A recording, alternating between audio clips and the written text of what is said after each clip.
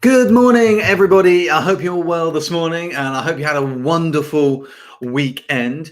You'll have to apologize my slightly disheveled look this morning. I kind of with the whole lockdown thing going on and not going out, I suddenly realized I haven't actually shaved for a few days. So apologies for the slightly more disheveled look than maybe normal, but maybe not. Maybe you're kind of used to that by now. So it's great to have you here. Please do drop a message into the comment section or the chat section, and let me know that you're here, that you can hear me, that you're looking forward to what we're going to be going through today. Morning, Matthew. Thank you very much for joining us this morning. So this morning we're going to be going through a few races, and we're going to be doing it in a very specific way. I'm going to be using something from our daily digest emails that go out, and in these emails we show which are the strongest races or which are possibly the strongest horses from amongst the whole day's racing. It's kind of a shortcut to find those contenders, and that's what I want to look at this morning. I want to start with them, and there are actually 3 races. So we're going to begin with those 3 races, and we're going to go through them. We're going to find out if those horses are actually horses that we may want to follow or not. And these horses are going to come from, this morning they're going to come from PR Odds. And the PR Odds, if you're not a Race Advisor Pro member, the PR Odds is our in-house tissue line, is our in-house odds line, and they get merged with the live markets to kind of determine which could be the strongest horses in the day. But in the daily digest emails we send out, we show the 4 strongest horses based purely on the raw probability that we calculate in house. And if you're not a Race Advisor Pro member, please do go to raceadvisor.co.uk/join-RA. We are going to be opening a few spaces towards the end of the month, and you'll get a notification if you drop your email in over there. Please don't forget to hit the like button on this video. If you're on YouTube, please share it. That'll be wonderful. Hi, John. Thank you very much for joining. Alan, great to see you here. Paul, Bob, thank you for joining us this morning, and welcome. So we're going to be going through initially 3 races, and that's based on our PR odds and the top 4 horses, or top 4 horses across 3 races that were found this morning. And we're going to go through that, and then I'm going to answer any questions that you may have. And if we've got time left, maybe we'll look at another race as well. So that's the plan. That's what's going to happen over the next hour. Hopefully, we're going to find some good horses to be following today. So I'm going to start by bringing up my screen, and then I'm going to talk into the first race, the second race, the third race, and then I'll come back for any questions. And if we've got time, maybe we can do another race together. And don't forget to use the chat, use the comments. Please also, you can chat amongst yourselves. This is kind of this isn't formal. This is a nice free way to start the week off. Find some strong horses to get us off to a good start this week. Okay, so I'm just going to bring up my screen here, and here is my screen. Let me shrink my face because everyone wants my face to be smaller, which is perfect. Okay, your chat. So I can just see someone has asked your chat. If you want to join in the chat, if you're on YouTube, the chat's going to be over here somewhere. Might be different if you're on a mobile device, but there's a chat box if you're on YouTube. If you're on Facebook, hit the comment button. Leave a comment. Please don't forget to do the thumbs up, the smiley faces, the like buttons. It just lets YouTube and Facebook know that you enjoy what we're doing here, and let others know that we're doing it. Okay, so here is today's races. We're going through 3 races initially. These are 3 races highlighted by our PR odds this morning, and this goes out in an email to all Race Advisor Pro members, highlighted this morning as having 4 of the strongest horses in. That's right, 3 races, 4 horses. We're going to jump into the first race. The first race is the 1:15 at Lingfield. It's this race here. We can see it's going to be all weather because over on the left-hand side, we've got standard to slow ground. So it's going to be an all-weather race. If we just hover over that time, first of all, we see there's a little asterisk here. This tells me that it's one of the most valuable races at today's course. Hovering over, I can see quickly, this is a National Hunt flat race, 2 miles, 8 runners. It's a class 4 race. So I'm going to click on that to jump actually into that race card to find out what's going on. Now, inside the Race Advisor, you can create so many different race cards with all the ratings. I'm just going to start by focusing on the standard race card. This is the default race card that you get when you join, when you first open an account. So we're going to start with that. We're going to take it from here. Now, the horse that's been highlighted as potentially strong is Not That Fussy. I'm assuming that's how it's pronounced. Not that fussy. And we're going to sit here. I'm going to sort by PR odds, and I'm going to click on actually that horse's odds there. Now, here we go. We can see straight over what I've done here. This PR odds column here that you're going to see next to the weight column and between next to the weight column on the left and the VDW column on the right, we have PR odds. This column here is actually merged with the live market. So these odds we take are probabilities and we merge those with the live market probabilities to create a more accurate estimate of a horse's chance of winning the race. By clicking on it, we can see the breakdown of how this has happened. And you can see that because we have this orange highlighted overlay that comes on. If I unclick it, you see it disappears. If I click it, we get that highlight overlay that comes on. They're always in orange. We always highlight those in orange. First of all, we've got the score. So we score each of the horses. And here are the scores that they have achieved. We then turn these scores into a probability, which you can see in the next column here. We then, over the next three columns, highlight potential horses with an X. And these are the potential horses in the race that could come into the frame. We then mark the strongest contenders, which are the top three horses. And we then highlight the eliminations, which are the ones that aren't potentials.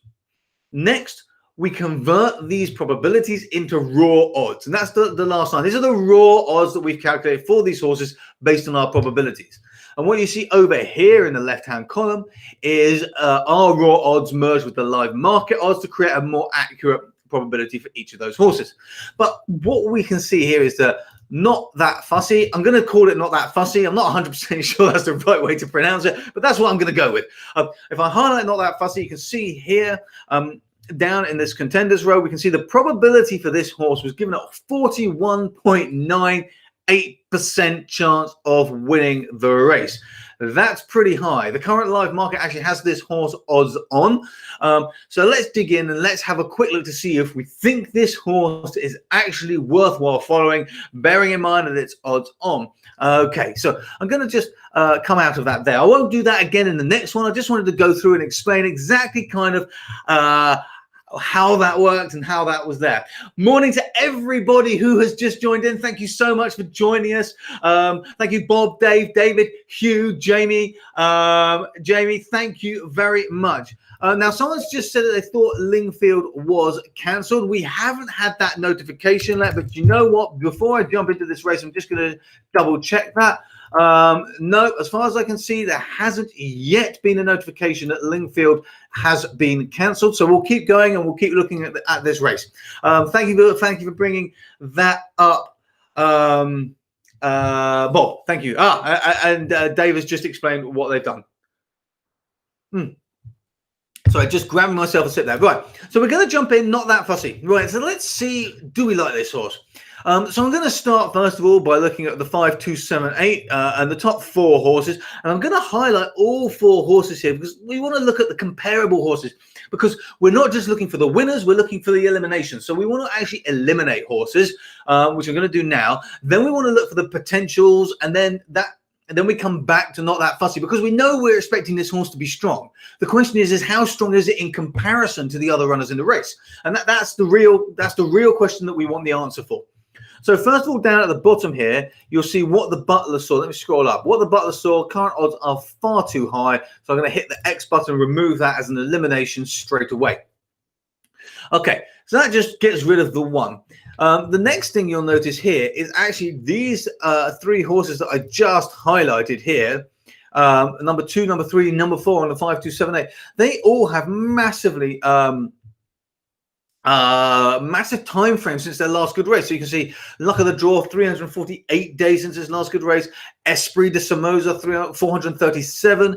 Espion de Safro, 333 days. So most of them have had basically a year, give or take a few days, since their last good race.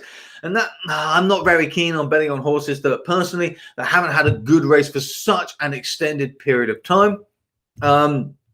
So I'm actually going to remove those horses, I think, from contention. So let's get rid of these. And that leaves us with just 4 possible horses in the field. Now, that's not to say that one of those horses that I've eliminated isn't going to win the race. That's just that I'm not going to want to bet on those horses personally, because I don't like following horses that haven't had a good race for a very, very long time. Okay, now let's look at what we've got left. So first of all, we sort by Reynolds ranking. This is the RR column. And this is going to combine every rating on this race card into a single score. The lower the score, the better. And interestingly, Fangio is at the top there, from Fangio. So that's quite interesting in and of itself. So that already tells us there may be a competitor to Not That Fussy in this race. So let's keep moving along.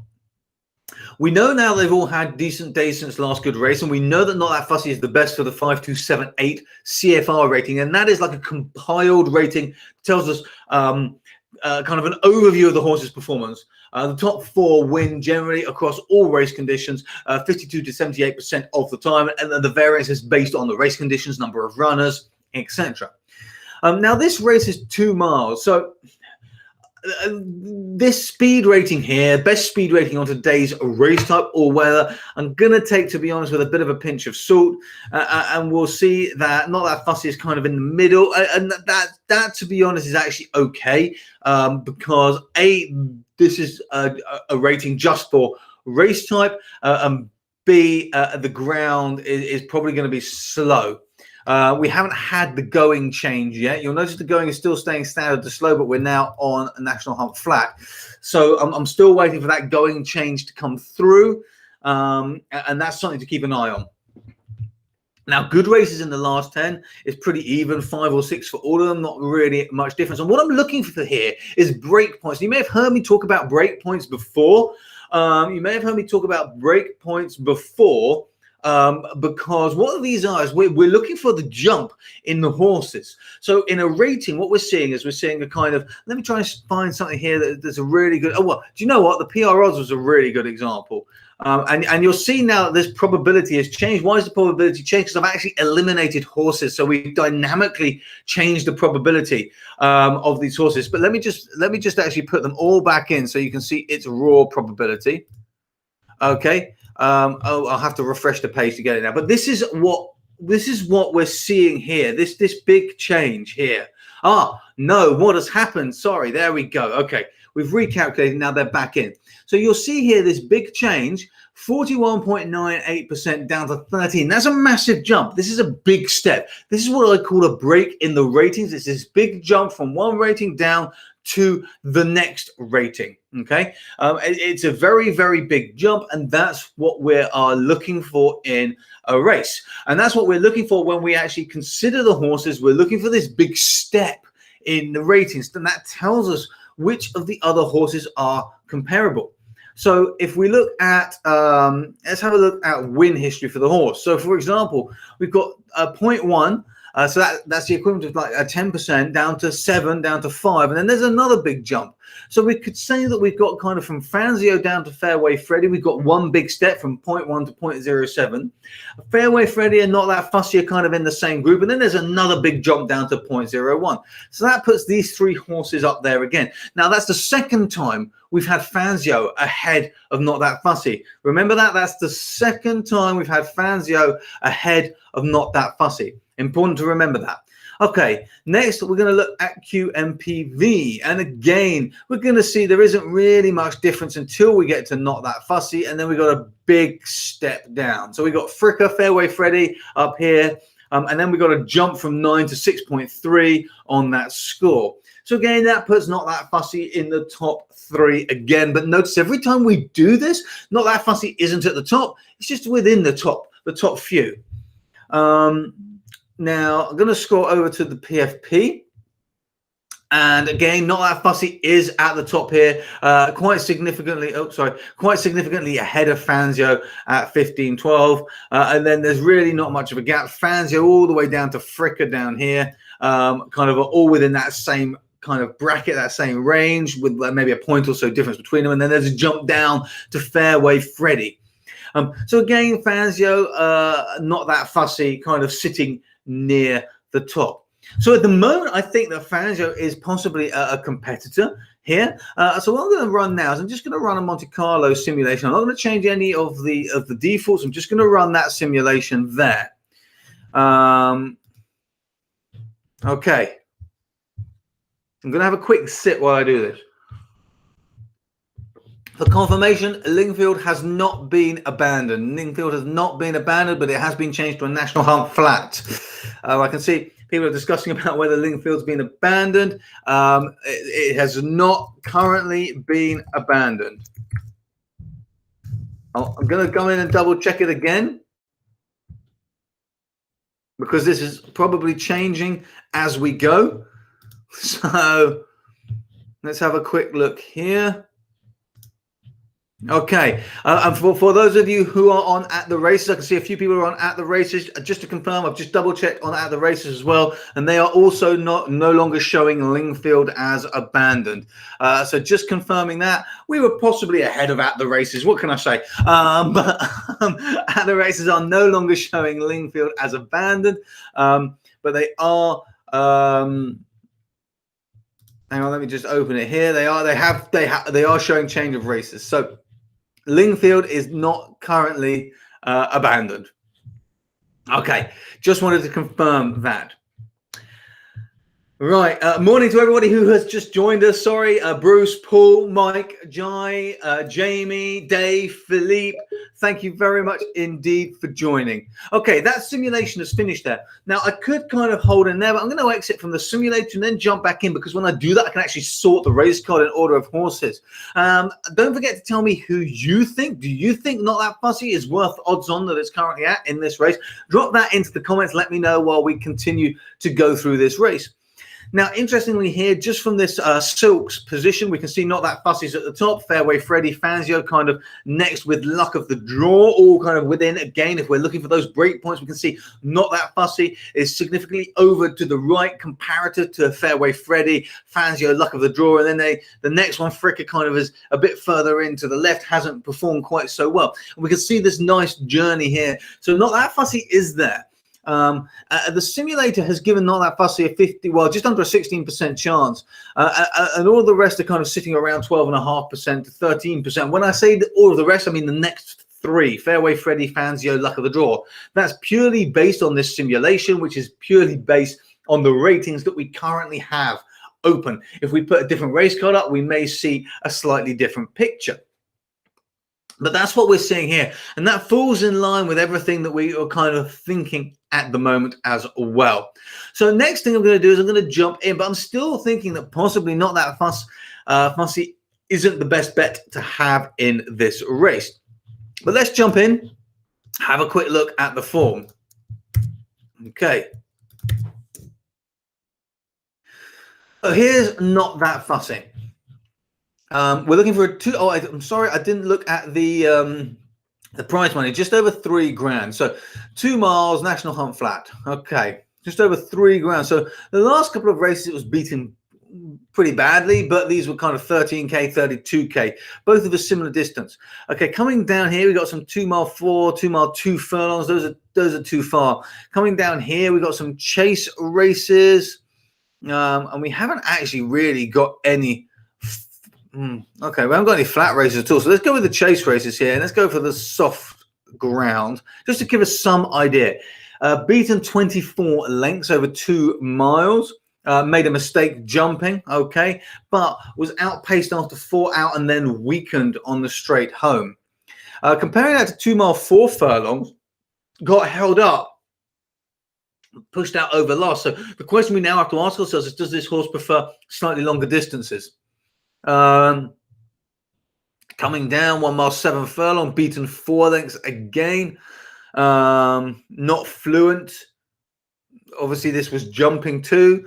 2 mile 4 furlong, only beaten by 1 length. I'm just scrolling down here and look at the wins and the good races. 2 mile 3 furlongs.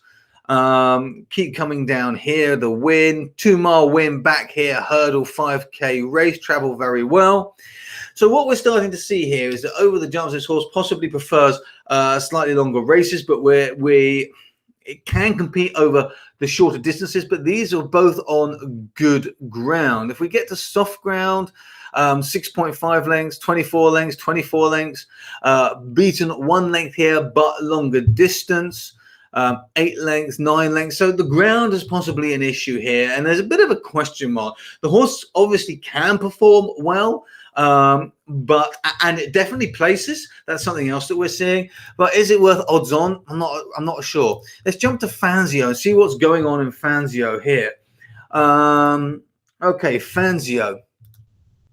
Now Fangio. Scrolling down quickly through the form, we've got a 2-mile race here on soft, beaten 16 lengths in a 6K chase race. The next race, 1 mile 7 furlongs on good ground, beaten 47 lengths, but made a few mistakes because it was obviously a chase race, so we got jumps going on there.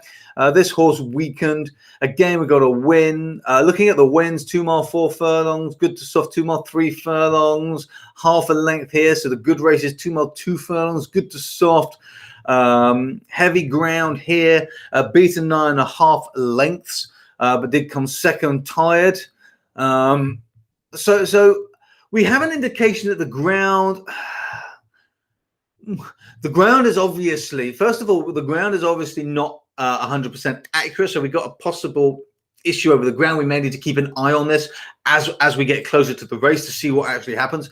Soft ground shouldn't affect this horse, possibly will affect it less than Not That Fussy. The distance is likely to be okay, but both of these horses seem to be a little volatile. There's no solid trend that we're seeing. However, the trend with Fangio looks to be as good as Not That Fussy, but this horse hasn't raced in such high quality races, which will be why there's the price difference in the market. However, definitely looks like this horse can compete. Now, lastly in this race, we're going to just have a very brief look at Fairway Freddy, okay?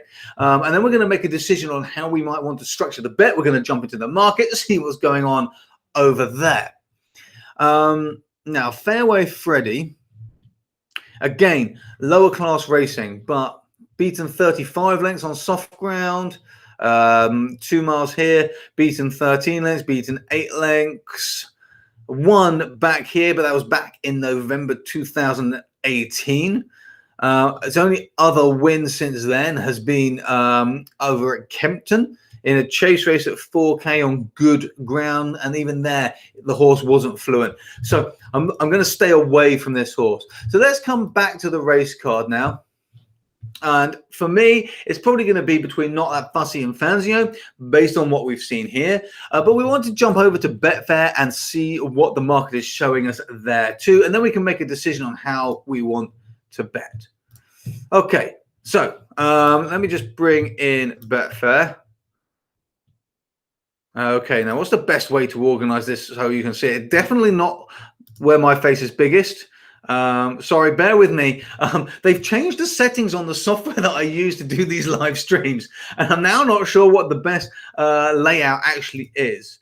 Now, could you let me know, are these, when I have 2 screens like this over here, on this side, sorry, are they a bit too small to see? Let me know. Let me know if it's a bit too small to see both of them like this. I'll just wait a minute while you tell me whether that works or whether it's actually too small and I should just bring Betfair up on its own. I'm going to have a quick sip of a drink while I do that.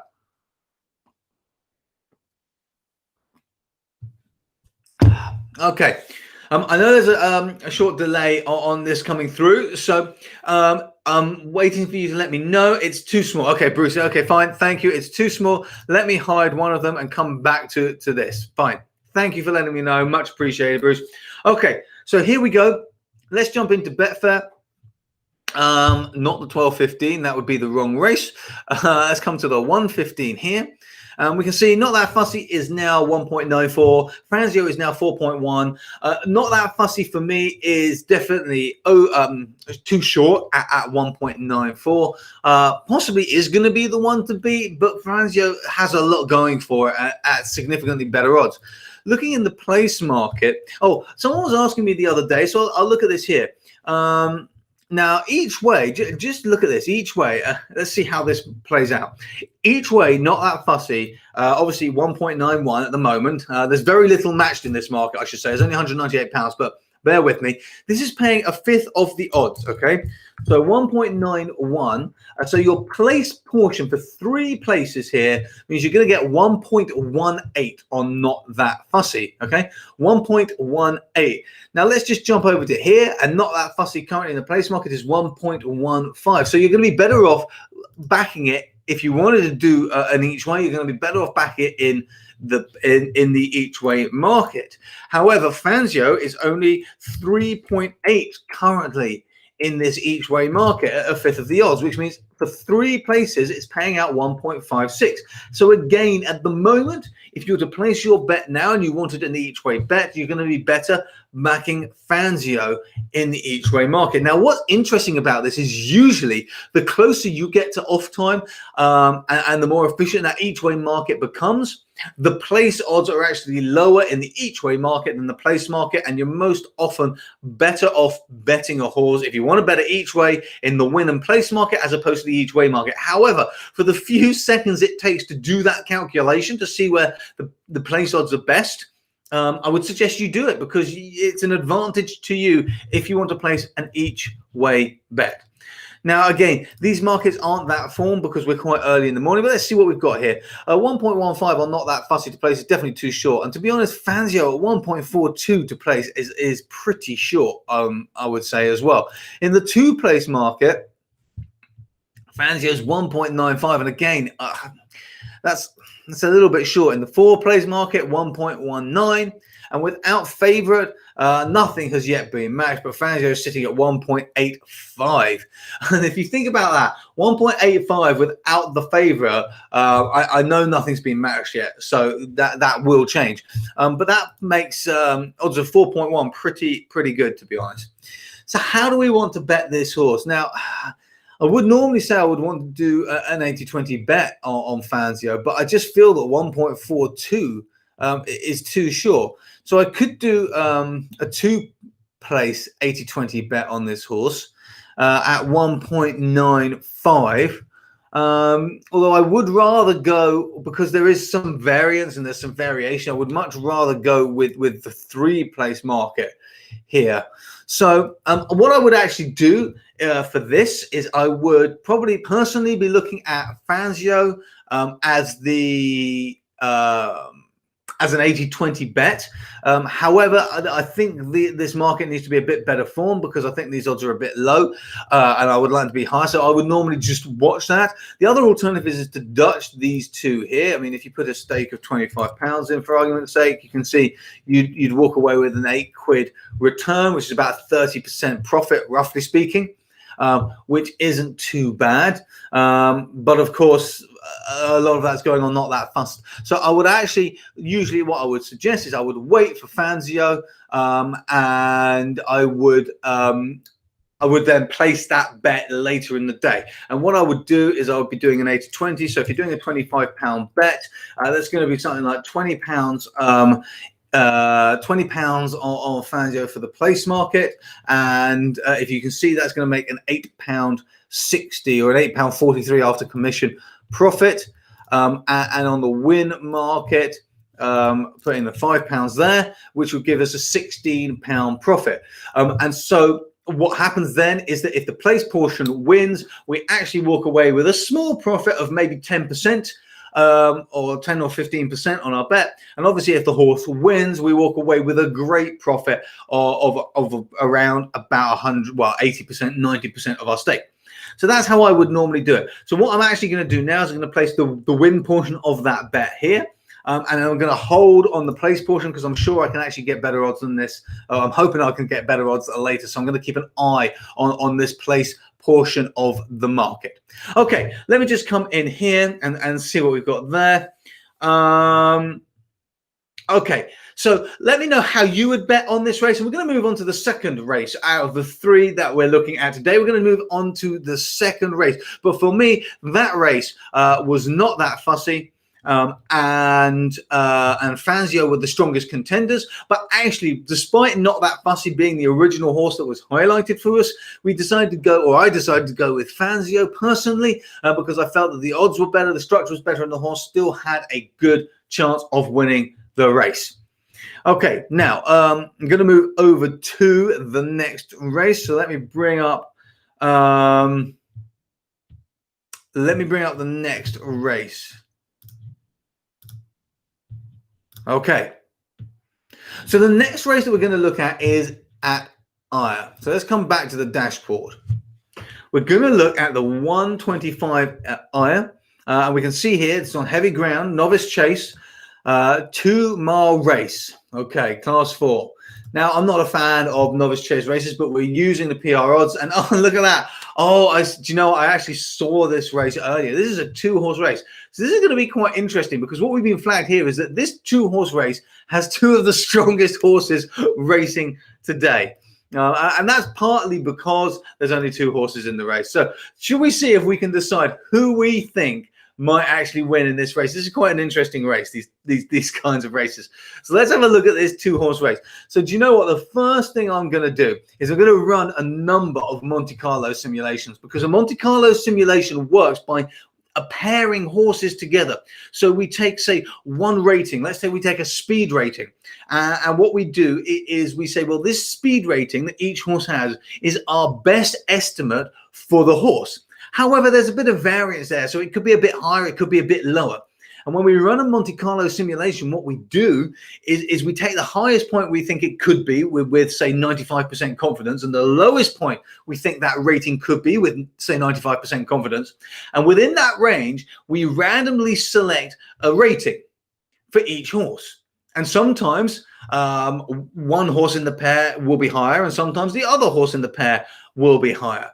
And we do this thousands of times.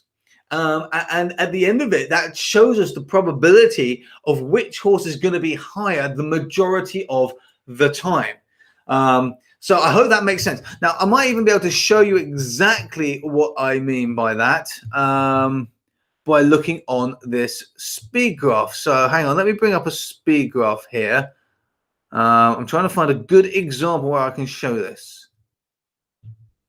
Okay, here's a great example. Right, let me bring up a speed graph. So this is kind of just showing how a Monte Carlo simulation kind of works by using a rating and using variance within that rating. Sorry, I realized that I actually put the link in wrong there. Here's the link. Okay, so I'm just going to zoom in here to this speed graph. And this is just to explain how these simulations work. Okay.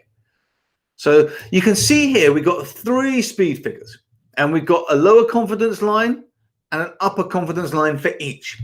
So imagine we're in a Monte Carlo simulation. Now each horse could get a rating anywhere between this lower line and this upper line. And it's slightly weighted around the center point because we think this is the most likely, but it can get a rating at the lower point or the higher point or anywhere in between. Now, every time we run, you can see where this horse is here, the top line actually goes slightly above the bottom line of the other horse. Okay, I hope that makes sense. I hope you can see that. If you can't see that, please let me know. But this top line goes slightly above this bottom line. And that means that sometimes this horse is going to have a higher score than this horse. And that's how a Monte Carlo simulation works. And obviously, the closer the actual rating is for 2 horses, the more often they're going to cross over. And so I hope that makes sense. I hope you can see how that works. So in this 2-horse race, this is perfect for running a Monte Carlo simulation. So we're going to start by running 1,000 simulation on the standard race card. We're going to see what that brings up. Okay, Matthew's going for Cornerstone. Darren's saying, I probably pronounced air wrong. Did I say ire? I do say ire sometimes. I know it's air. But thank you. Okay, so this simulation's running. What I'm going to do here is I'm going to run some back-to-back simulations, okay? And to see what it brings out, because effectively this race is a pairing. That's basically what we have here. We got a pairing going on.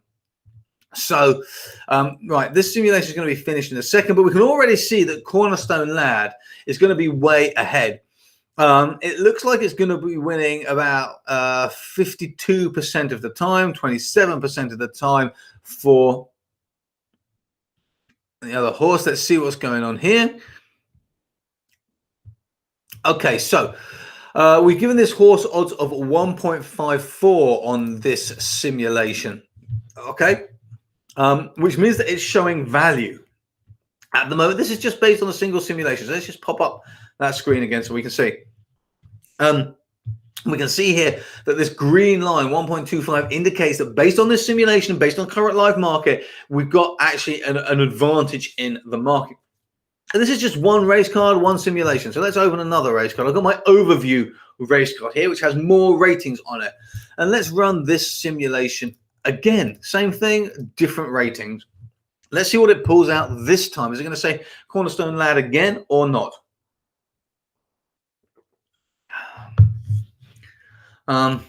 Okay. Matthew likes Cornerstone. Do you prefer Cornerstone or do you prefer Dame de Compagnie? If I've got it pronounced right. Dame de Compagnie or Cornerstone Lad? Which is your favorite in this 2-horse race? Which is the horse that you are going to go for? Let me know now. Drop that into the chat. Leave me a message. Please do let me know. Okay.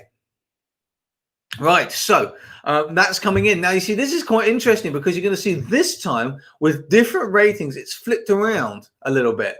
So it's not as clear-cut as maybe we first thought. Because obviously, Dame de Compagnie is showing strong for some ratings that Cornerstone Lad actually isn't. Okay, so that means that means that we maybe need to consider this a little bit more, because it's pretty much flipped entirely there.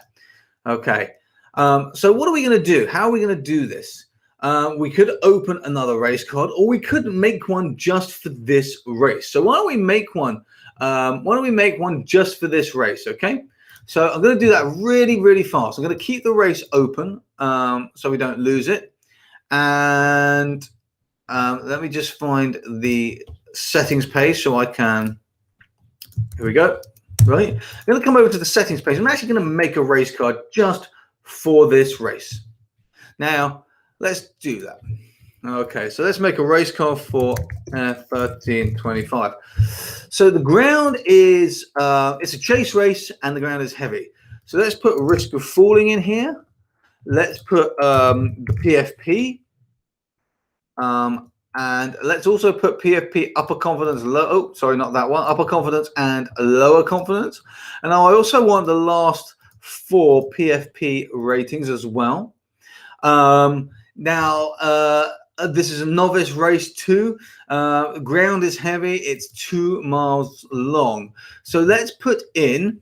I'm just going to scroll down the list here, and let's put in. I'm going to stick with. Actually, do you know what? I'm going to take these off, because what I'm actually going to use is I'm going to use difference from top here to try and show what that difference actually is. Okay, so I want difference from top for the PFP. I want the last 4 points for the PFP.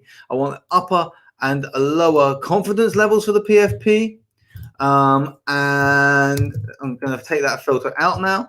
I want the earnings class, probably not going to be so relevant here.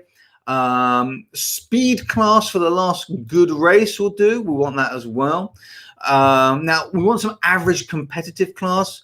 So I'm going to put the 3 of those in. We've got form, we've got earnings, we've got speed. And I'm going to do it without time decay. So I'm going to put those ones in there without time decay. Then I'm going to come down here. I'm going to have consistency. So we've got consistency of the last 6 stars, consistency over the last 10 stars, consistency over the same race type. So that will do. Let's have that one. And consistency over going, also quite important. Speed figure adjusted last race. I'm going to drop in 1 speed figure. And let me keep moving down the list here. Heavy going, this is what I want. Best speed rating ever on heavy going. I'm going to add that too. And then I'm going to do, actually, I can just do over the current going. There we go. That's easier. Now, let me come down here. What other are we going to add in? Let's drop in the trainer and jockey ratings as well. Keep moving down here. Number of races since last good race. Good races. Let's do a win in the last 6, placed in the last 6. Win history is also quite good. Okay, I think that's probably enough for now. We could do some pace, but there's not going to be so much. I'm just going to add that race card. Okay, and now I'm going to come back to the racing question.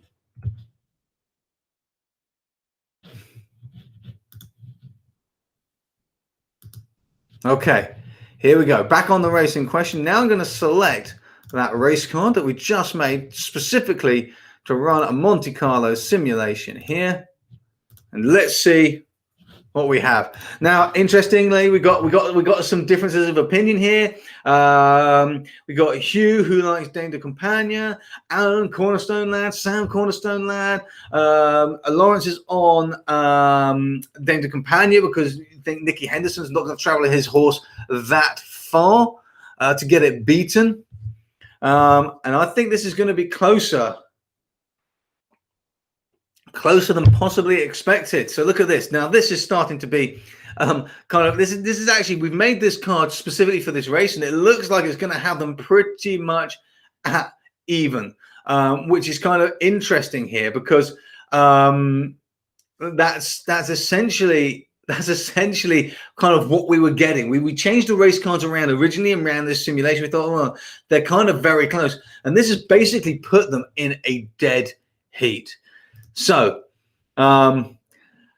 okay. So that leaves me one last thing to check. Let's have a look at which of them likes chase races on heavy ground. Okay, so Cornerstone Lad, chase races. Now, this is a race that's over 2 miles. Chase race, 2 miles. So we got one here, beaten 6 lengths there. Actually, do you know what? The easier way to do this is to use the speed graphs because there's only 2 horses in this race. So let me drop the bring up the speed graphs instead. And let's say we've got a chase turf race on heavy ground, and we don't need too many filters because we haven't got many horses, and we can see that actually that already filters out too many. So let's just go chase turf, and of course because it's novice, so let's just come back to the raw with nothing filtered and see what we've got. Bring it into, say, the last year and a half, so we've got some data. So what we can see here is, first of all, we can see a trend for Cornerstone Lad, up and a big drop, and then we start coming up again and a big drop. So now we'll see that actually this peak has been the same last 2 times, so potentially, and also it's been kind of the 3rd or 4th race before the drop off, so we can potentially expect Cornerstone Lad to run well today and drop off. But interestingly, Dame de Campagna actually overall has the better figures. Last race for Dame de Campagna was here, and we can see they're very, very close, generally speaking, all the way across the board. Dame de Campagna has less high points, but then it has less races. So this is going to be difficult. Coming over to the market, let me bring the market back in. Okay, so coming over to the market here, we can see that Dame de Campagna is now Dame de Campagna is actually now the odds-on favorite in this market. Cornerstone Lad is the next best. We've also got how far is Dame de Campagna going to win by, up to and including 6.5 lengths, 7 lengths or more. This is interesting because at the moment 7 lengths or more has the better odds. Oh, sorry, I should say the shorter odds. Up to and including 6.5 lengths doesn't. Now, for me, this could be a good bet. Up to and including 6.5 lengths. How far is Dame de Campagna going to win? Up to and including 6.5 lengths. But obviously, if the horse doesn't win, we're kind of out. So I think for me, I think this is going to be very difficult. It's going to be very competitive. But oh, it's difficult, isn't it? Cornerstone Lad definitely offers the better odds. I think there's some value to be had here. I don't think the problem that I have here is Dame de Campagna. I don't think is offering any value. So while obviously a threat, I don't think there's any value here. So for me, I think there would be only one way to go in this race, which would be Cornerstone Lad, even though Dame the Companion might take it, because I don't think there's any value there. So actually, it'd be best probably just to stand back and watch this race. Paul, do you have a stop loss for a bank? I'll come back to your question at the end. Please do hold it there. So for me, in this race, I think it's going to be too close. Actually, I think this is one to watch. I think because there is no value for me in Dame de Campagna, if I had to place a bet, it would be on Cornerstone Lad, but I would actually skip this race. Okay, we're coming back. We're going to look at the last race now. Okay, this last race that we're going to look at is the 440 at Wolverhampton. So let me just find that race here. Races, Wolverhampton 440. Okay, and the horse that's been highlighted this morning is Lethal Lunch, which is this horse. Oh, sorry, I didn't mean to actually sort by that. Lethal Lunch, that horse there. Now let me come back to the standard race card. Pardon me. Okay, so here we go. Lethal Lunch in the 440 at Wolverhampton. Currently the market favorite. Jumping into the PR odds, we can see how this horse has been broken down. 52% here. Big jump down to the 16%. We've given this horse odds of 1.91, which means it's currently showing value in the market. Even when it's merged with the market, we would expect this horse to be currently 1.95. It is actually around evens. So already we look like we've got some value here. However, 411 days since the last good race, which is a bit of a concern, but that's almost certainly due to the fact that this horse hasn't raced since the summer, and actually it hasn't raced since the 11th of July, so it hasn't run for a long time. So basically, pre-lockdown, this horse was obviously running last season at the end of 2019. In 2020, it only had 2 races, and now we're coming obviously into 2021. So that's one of the reasons why this horse's day since last good race is so far back. So we want to bear in mind, with the last year being so strange, how we may actually want to take that. Okay, so Matthew likes Revolutionary Man in this race. Let's see if we agree or disagree with you, Matthew. Okay, or whether we would go for Lethal Lunch. So 5278. First of all, Lethal Lunch is right down here. This is a claiming stakes race, class 6, 7 furlongs, just under 3 grand, flat all-weather race. So I am going to look at speed here. And I'm going to see speed on race type. Lethal Lunch is sitting up at the top, and we see there's a bit of a gap, 170 to 155. Then these are kind of all quite similar. The next 3, these 3 are all then quite close. After that, in terms of best ever speed on the all-weather, but Lethal Lunch is definitely out there. Good race in the last 10. Lethal Lunch has had 6 out of the last 10. Revolutionary Man has had 5. Rest of the field not so good, except for Treaty of Dingle, which has had 7 good races in the last 10. And again, falls within that sort of top 50% of the field. None of the horses in this race have particularly high odds. I mean, the highest is currently 18 to 1, but that might not have updated. So I'm just going to double check, because this race is still a little bit away, and our odds update kind of, I think it's hourly when the horse is this far away. So having a quick double check on the live market, there are some that have now in the last hour or so drifted out, and I'm going to remove those. That's Treaty of Dingle, For Once in My Life, and Embolden. Treaty of Dingle, For Once in My Life, and Embolden are kind of too high. They're all now over 29 to 1. So I'm going to just eliminate those there.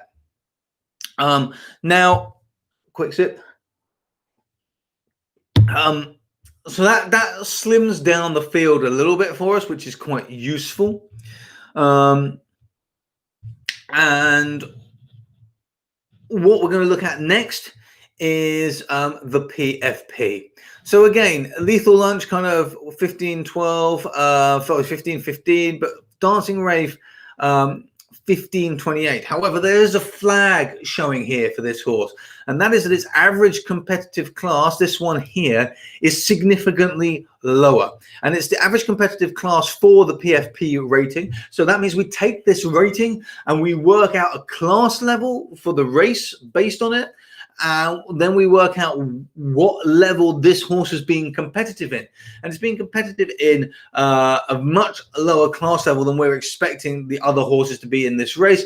And that indicates usually when we have a rating that's high and an average competitive level that is significantly lower, we see this horse is on a decline, and the rating just hasn't yet caught up with it. So that's a bit of concern there for Dancing Rave. But Lethal Lunch then coming in second for the PFP, followed by Revolutionary Man. And then there's a bit of a gap to the rest of the field. So these two looking to be the strongest.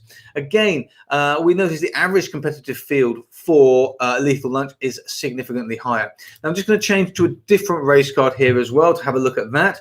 There seems to be a lot of love for the Revolutionary Man in this particular race. Okay, and here we go. So I've just changed over the race card, and I'm going to have a look at, we've just done the PFP, so we already know kind of what's going on here. And moving along, I'm looking at average competitive speed class, okay. And we can see these two are kind of down the bottom, which is a bit of a concern. Kumasi near the top, then Dancing Rave, then One Hard. And that's a little bit of a concern. Consistency, however, for these two horses has been significantly better than the rest in the field. Moving over to projected speed, Lethal Lunch is projected to be the fastest. Revolutionary Man, not so fast. This is a 7 furlong race. Speed is going to be important. Not as important as a 5 furlong or 6 furlong race, however. The average speed in the last 90 days, we haven't been able to compute for Lethal Lunch because it's not raced in the last 90 days, but Revolutionary Man is 85. We can assume it's going to be kind of around in the 90s, though, because that's where its projected speed is. Now, importantly, average speed on this going, Lethal Lunch is significantly faster than Revolutionary Man. And again, the day since last good race, we're kind of taking with a little pinch of salt. We're going to have a look in the form later. Now, here's a little concern. The PFP LR, LR2, LR3, LR4, these show us how a horse has been progressing. So we can see Revolutionary Man, like by Matthew, it's been progressing really nicely. And we can see Lethal Lunch, not so much negative, negative, positive, negative. So a bit of jumping around over the last 4 races. But we have to remember there was a strange kind of season going on there. So let's just have a look at these two horses. So here is Lethal Lunch's historical race, and we can see 17 lengths here in its last race at Newmarket. Really not great. Beaten 3.1 lengths here, but did get held up in that race. Now only beaten 1 length. So this is coming back to last year, 2019, end of 2019. This is an all-weather race, 6 furlongs, so 1 furlong shorter standard to slow, so slightly different condition to today. So let's just scroll down. Standard 7 furlong race here, but 37k, won by 0.2 of a length. We keep coming down here. We've got 7 furlong, both standard to slow. 7 furlong standard, again, 2.5 lengths.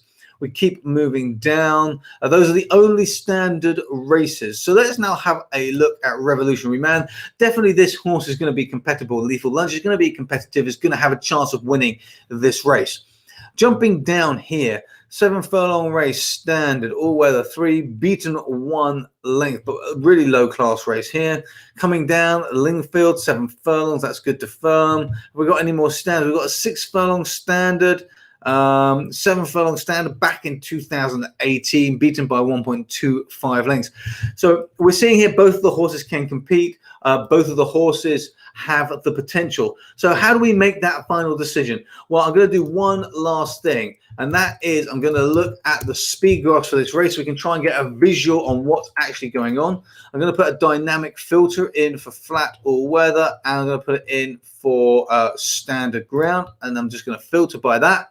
I'm going to zoom in here. Now, I don't want to get rid of all of 2019 because we know kind of how strange things were. The first thing I noticed up here is actually Lethal Lunch. You'll see on the top right here. Let me make this bigger so you can see it. So on the top right here, Lethal Lunch has a dynamic speed rating of 131 under these conditions. Revolutionary Man has 89.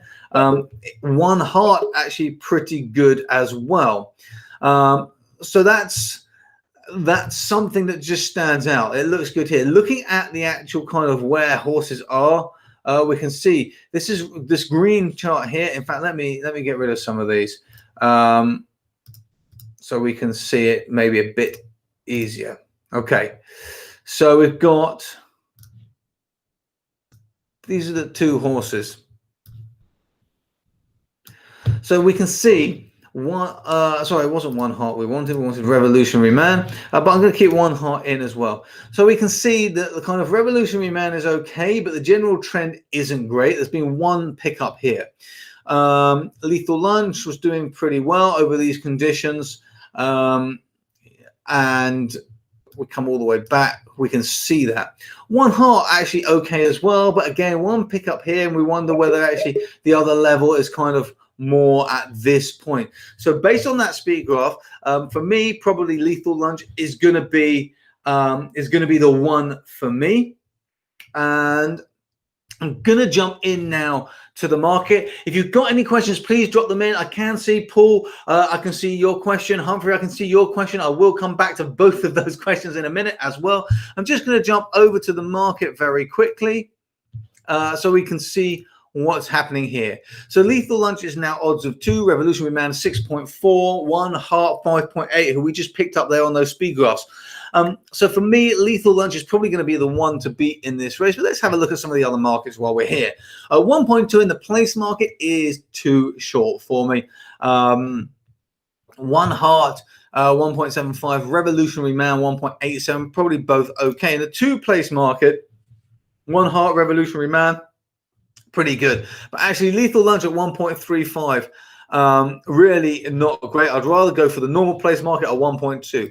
In the 4 place market, One Heart, Revolutionary Man, both sitting here pretty low. But for me, this is going to be Lethal Lunch. I would follow Lethal Lunch. I'll probably go for a win bet based on the odds. Definitely Revolutionary Man, One Heart. There is some possibility in there, but I think Lethal Lunch is probably going to be the strongest of these. But the risk is coming from One Heart, Revolutionary Man. Okay, I'm going to jump back over now to any questions. See if you've got any questions on anything we've done. I'm going to answer the questions that already had. I'd love to know which horse you like to follow in this race as well. Are you going to go Lethal Lunch, One Heart, Revolutionary Man, or maybe one of the other ones, one of the more outsider horses in this race? Matthew's going to go for Revolutionary Man with an 80-20 stake. Humphrey's going to go for Revolutionary Man with an 80-20 stake. John says it's too close in his tissue line for him. Okay, so let me come back to these questions. If you've got any questions, please do drop them in now, and I will go through and answer them. So, Paul, do you have a stop loss percentage of a bank? You use 30%, and do you think this is too high for a £500 bank? So when it comes to stop losses of a bank, my question would be is why do you need a stop loss if you are bankrolled correctly? You shouldn't need a stop loss. If we're finding value long term, you don't need a stop loss on your bank because your bankroll, you should be bankrolled correctly, which we actually looked at last week. And if you're bankrolled correctly, you shouldn't need a stop loss. That may indicate that you are using some kind of loss recovery staking. Let me know if you are. But I don't have a stop loss because I don't see why I would need a stop loss. My stop loss is my bankroll. So I do not expect to lose my bankroll, but I expect every bet I place to have an advantage in the long term, or I expect my strategies to have an advantage in the long term. And I know that, so I have bankrolled to enough to cope with the longest downswings and the longest expected losing streaks. I then monitor those strategies, those approaches, so I can see if they look like they're going statistically outside of what would be expected, and those swings can be quite big. If that happens, I may consider just monitoring them, but that decision wouldn't be made on a day or even a week. That would be made over at least 3 months of results, live results for it. And if it looks like it's statistically going off piste a bit or I'm uncomfortable, I may then just trade it paper for 3 months before dropping it back in or removing it. But I definitely wouldn't have a daily stop loss. Okay, coming down. Is there a video, Humphrey, is there a video giving an idea of when and where best to use different ratings? No, actually, there isn't. Let me make a note of that. How to choose ratings. And I will look at doing a live session just on how to choose ratings. That'll probably just be for RA Pro members. So we probably do that maybe in one of our private training sessions that we have monthly. Or we can look at that.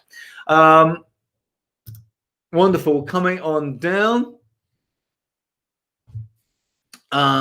Hugh's already on lethal lunch. Paul, you use a compound strategy. So this is based on that 30% question. If you need to head off, I realize we've been here for an hour. Thank you so much for joining me today. Please do hit the thumbs up, the like button. Please do share this. If you haven't subscribed to the YouTube channel or like the Facebook page, please make sure you do. If you'd like to join my next horse racing success webinar, please go to raceadvisor.co.uk/join RA, enter your details there and come and join me on that next webinar. I'm going to keep going through the last questions here before we wrap it up. So if you can stay, that is awesome. Please do. Okay. So just coming back to Paul's question up here regarding stop losses on 30% off the bank. Paul, you're saying that you use a compound strategy. So that's fine. You can compound your profits. That means you put your profit back into your bankroll and you redivide your bankroll. But you still shouldn't need to have, if you've bankrolled the right amount of units based on your expected losing streaks and downswings, or if you are using proportional staking or a staking based on the odds of each horse, then you shouldn't actually need a stop loss at all. Okay, and if you do, then the chances are is your bankroll is you're overstaking. Essentially, that's the chance there. Is that if you're not feeling comfortable without a stop loss, the chances are is you're probably overstaking, and you're going to be better off reducing it with a bankroll rather than putting a stop loss in place and getting that bankroll strategy, that staking strategy right. Okay, Hugh has 4 banks.